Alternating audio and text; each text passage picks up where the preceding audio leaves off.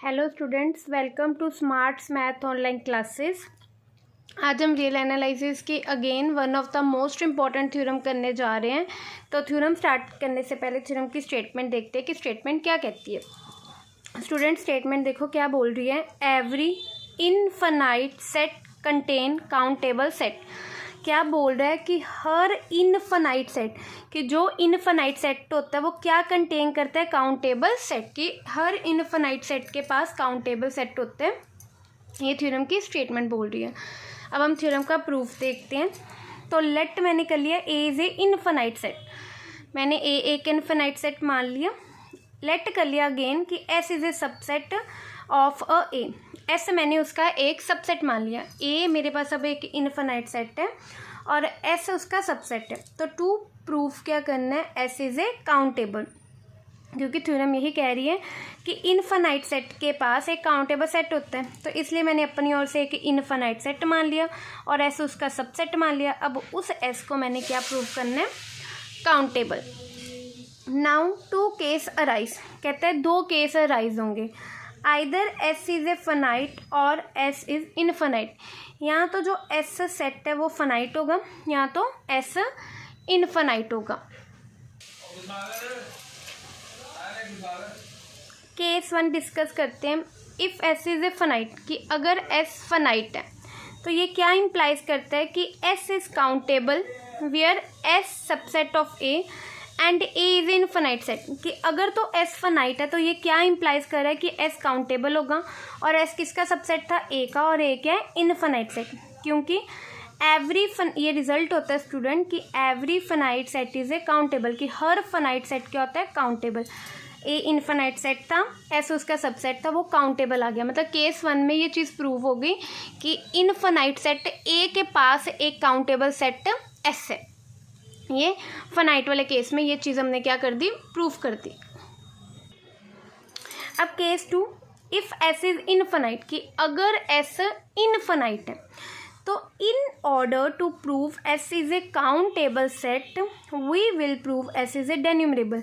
कि S set को countable prove करने के लिए हम क्या प्रूव करेंगे कि डेन्यूमरेबल, वो डेन्यूमरेबल है। क्योंकि स्टूडेंट्स कोई भी इनफाइनाइट सेट कब काउंटेबल होता है, जो वो डेन्यूमरेबल हो जाए। तो सबसे पहले मैंने लेट कर लिया कि एस इस तरीके का सेट है, AK1 AK2 AK3 so on AKM so on. एक इनफाइनाइट मैंने एस सेट मान लिया। अब रिक्वायर्ड टू प्रूव है एस इज ए डेन्यूमरेबल। क्या मेरे को क्या ज़रूरत है प्रूव करने की कि एस डेन्यूमरेबल हो। तो एस को डेन्यूमरेबल प्रूव करने से पहले हमें पता होना चाहिए कि कब एक सेट डेन्यूमरेबल होता है। तो इसका प्रूफ बताने से पहले मैं आपको बताऊंगी कि डेन्यूमरेबल सेट क्या होता है। स्टूडेंट्स, ये डेन्यूमरेबल सेट की डेफिनेशन देखो क्या कहता है। Any set A is said to be denumerable set if there exist function f from N to A such that f is 1 1 and onto that means A is equivalent to N where N is a set of natural number. कहते हैं किसी भी set ए को हम डेन्यूमरेबल set कब बोलेंगे, अगर तो कोई मैपिंग एग्जिस्ट कर जाती है सेट ऑफ नेचुरल से लेके जिस सेट को डेन्यूमरेबल प्रूफ करना है वहाँ तक, वो मैपिंग 1 1 एंड ऑन टू हो जाए। इन अदर वर्ड्स कि वो सेट ए एन के इक्विवेलेंट हो जाए।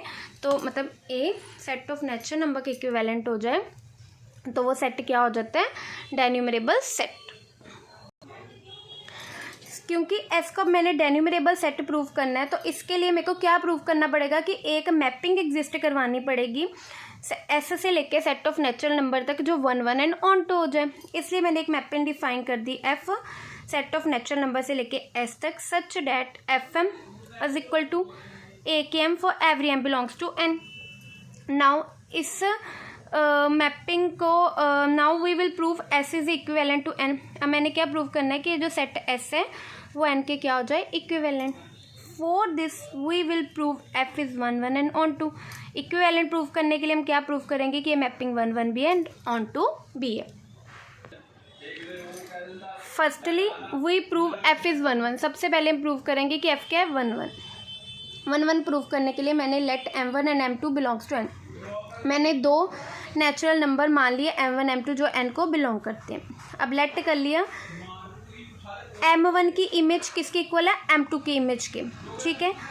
अब ये विच इम्प्लाइज कि ए के M1 इज इक्वल टू हो जाएगा ए के M2, क्योंकि बाय डेफिनेशन हमने एफ क्या डिफाइन किया है, एन से लेके ऐसे कैसी mapping f m is equal to a k m for every m belongs to N, कि हर नेचुरल नंबर की इमेज ए के एम के इक्वल है। तो एम की जगह M1 था तो M2 आ गया। अब ये दो एलिमेंट्स इक्वल है तो which implies M1 and M2, ये दो एलिमेंट्स इक्वल हैं तो कहते हैं इम्प्लाइज करेगा ये, क्योंकि स्टूडेंट्स अब देख लो कि A1 ही A1 के इक्वल होगा, मतलब के M1 की वैल्यू भी 1 हो और के M2 की वैल्यू भी 1 हो तभी वो इक्वल होंगे। मतलब और ये कब इक्वल होंगे कि के M1 इज इक्वल टू के M2 हो, और ये दोनों कब इक्वल होंगे जब M1 is equal to M2 हो। इसी तरह अगर M1 is equal to M2 is equal to 2 है तो विच इम्प्लाइज कि ए के 2 इज इक्वल टू ए के 2, which implies M1 is equal to M12, which implies F is 1 1. Now we will prove F is onto. अब हम क्या prove करेंगे, F is onto क्या कहता है, for every a k m belongs to S there exist m belongs to N such that f m is equal to a k m. कहते हैं S के हर एलिमेंट के लिए एन में एक एलिमेंट एग्जिस्ट कर रहा है सच दैट उसकी इमेज एस के एलिमेंट के इक्वल है। जैसे ये देख लो ए के 1 के लिए 1 है, ए के 2 के लिए एस की 2 नेचुरल नंबर एन में है, मतलब एस के हर एलिमेंट की प्री इमेज एन में है, तो इसका मतलब एफ इज़ ऑन टू।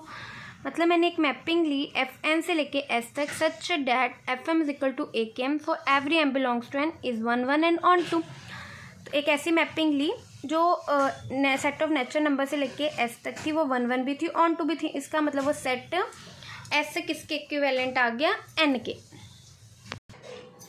अब हमारे पास क्या आया कि सेट एस इक्विवेलेंट है एन के, which implies S is a denumerable, क्योंकि मैंने आपको भी बताया था कोई सेट बी को हम डेन्यूमरेबल कब बोलेंगे कि एक ऐसी मैपिंग एग्जिस्ट कर दे सेट ऑफ नेचुरल नंबर से लेके उस सेट तक जिसको हमने डेन्यूमरेबल प्रूव करना है वो 1 1 एंड ऑन टू आ जाए। तो मेरे पास एक ऐसी मैपिंग आ गई एन से लेके एस तक जो 1 1 भी थी, ऑन टू भी थी, इसलिए एस इज डेन्यूमरेबल। तो ये क्या इम्प्लाइज कर देगा आगे, S is countable wear S is A subset of A and A is a infinite.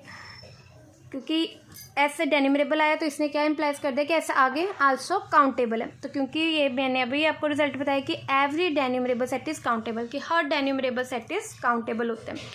मतलब ए मेरे पास एक इनफाइनाइट सेट था और एक ऐसा सबसेट आ गया जो उसके पास काउंटेबल था, तो थ्योरम की स्टेटमेंट के अकॉर्डिंग ये फिर चीज़ इसमें प्रूफ हुई।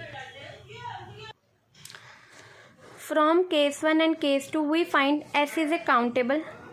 केस 1 केस 2 में हमने क्या पाया कि एस काउंटेबल है और एस आल्सो सबसेट है ए का, and A is a infinite set, कि मतलब ए मेरे पास एक इनफाइनाइट सेट था और उस ए के पास काउंटेबल सेट है, तो इसलिए हमने प्रूफ कर दिया, hence proved every infinite set contain a countable set. Hence ये चीज़ प्रूफ होगी कि हर इनफाइनाइट सेट के पास एक काउंटेबल सेट है। Thank you students. For more updates please like, share and subscribe my channel. Thank you.